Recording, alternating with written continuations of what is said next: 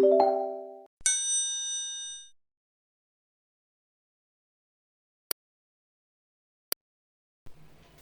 6 pro tips to create your resume like a boss. So hello there, this is our first video on the YouTube and I'm gonna talk about top 6 pro tips to create your resume.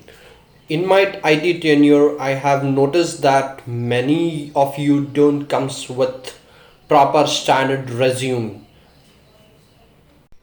What they do is they just copy and paste from others and ends up not getting shortlisted in the companies.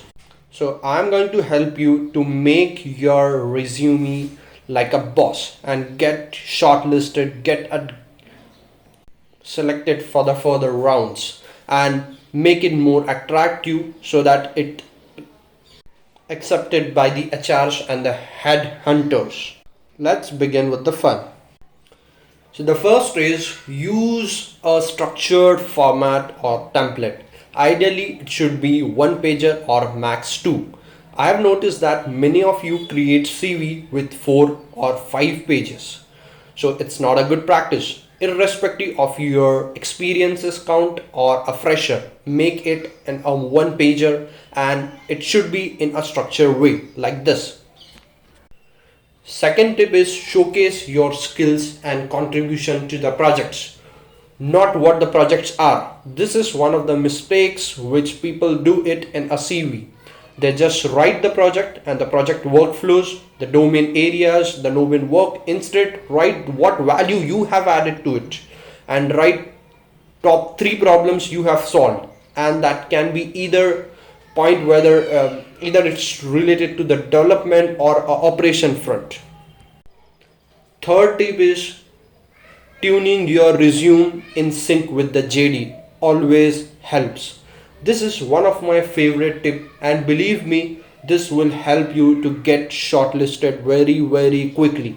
What you have to do is just before applying to any job listing, check their JD and choose the keyword from it and add it to your CV so that it looks matching with the JD requirements, and make sure you are familiar with that concept which you are adding to the CV.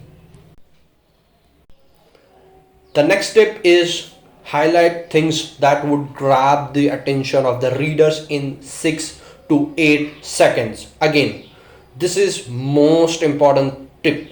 Try to highlight your best work that could help readers to know about your expertise, areas and skills. Side note on this is don't unnecessarily highlight every other single line. That will end up in CV rejection and it's not a good practice. Fifth point is presentation matters and so goes grammar, punctuation and spellings. So make sure your CV is double checked with regards to the presentation, grammars and spelling corrections. And last but not the least one is you should always add recent experiences on the top. That means try to add your latest work on the topmost in your roles and summary.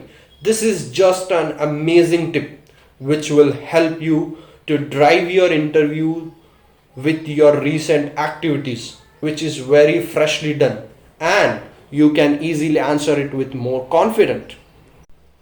So that's it from this video. Hope you like it. And I will surely come up with very interesting content over this platform. So stay with us and make sure to subscribe, like and share with your friends. Thank you and see you soon in the next video.